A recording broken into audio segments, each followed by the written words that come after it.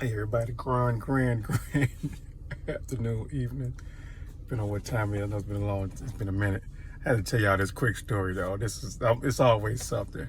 So last week, I go pick up Chase from school all the time. I gotta pick my baby up. Even though they say I gotta stop saying it's my baby, but that's my baby. So I go park, in the front of the people house, the residents or whatever.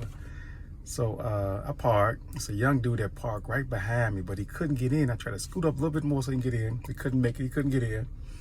And so he kind of like parked partially in. So he keep doing his head like this and cussing and fussing. I'm like, okay, let me see what this dude talked about. I said, I'm not gonna say nothing because I feel like if you're gonna say something, saying it within yourself or in the car with whoever you're with, that don't mean nothing. If you're not man enough to say it to the guy I guess he was talking to me. So when he got out the car, I had my window down to see if he gonna say anything. He didn't say nothing.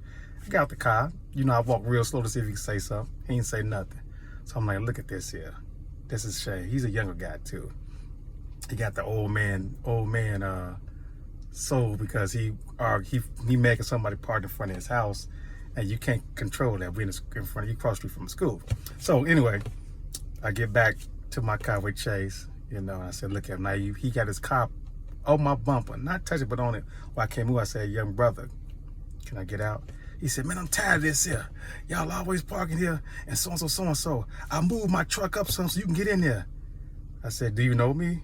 He's like, nah, but I moved my truck so you can get in there. I'm like, how do you move your truck for me and you don't know me and I'm just coming to pick my son up? He said, but y'all always park here. Y'all can park way over there. I'm like, brother, you fighting a battle that you can't control. You stay by school. So it's going to be people here parked here all the time. Only thing you can do is call the police and say they ain't got no permits sitting out here. But other than that, you'll be wasting your time, my brother. So you're kind of making yourself look silly right now. And he was going on and on and on. So I told him myself, like, well, this is a young brother who's upset because he owned that property, which I understand. But the way he's showing his passion for his property, it's a little bit abrupt. And then you talking to me like I am the problem. I'm the problem for your not having no parking spot right here. So it calmed down. We was yelling in front of the kid, which I don't like to do, but you're not gonna yell at me. I'm a rebuttal, but no cursing. I don't have to curse. Don't need to curse. That shows your education level, and it shows how you can respect someone if you argue with them and not curse at them. And don't yell that high. So I toned it down. It was cool. But anyway, funny thing. Now when I come through here today, he got two chairs sitting out there, like a bicycle thing and a chair, like like the wintertime. So I laughed. I said, I gotta say something. And let it be home. He pulled right up. I said, hey, what's going on, my brother? He looked at me and laughed. I was like, yeah. Right. I was like, these things like this here. I was just telling Chase that when I get into it sometime with people, they usually become my friends or they become associates because you don't need to have no enemies out here. You need to show peace and love to people. And doing that can change people's lives dramatically. Like you can just have a simple conversation with somebody that's a disagreement and then bring it back to a friendship. So now, like I said, I just saw the brother, he laughed, he smiled. Next time I hit him with a Swanky card t-shirt. I don't want to do it yet because I got to make sure he good.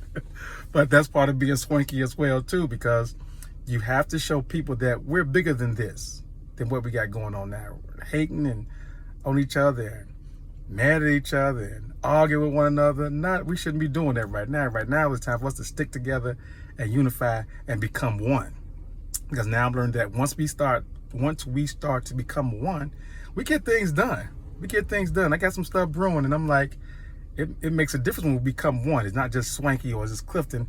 It's one, as in a group. It's me amongst my associates and vice versa, associates and vice versa. So I love it. So yeah, I had to share that story with y'all.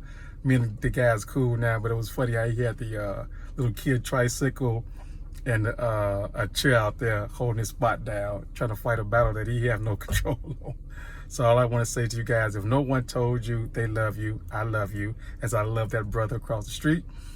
And peace and blessings. I'll talk to you guys later.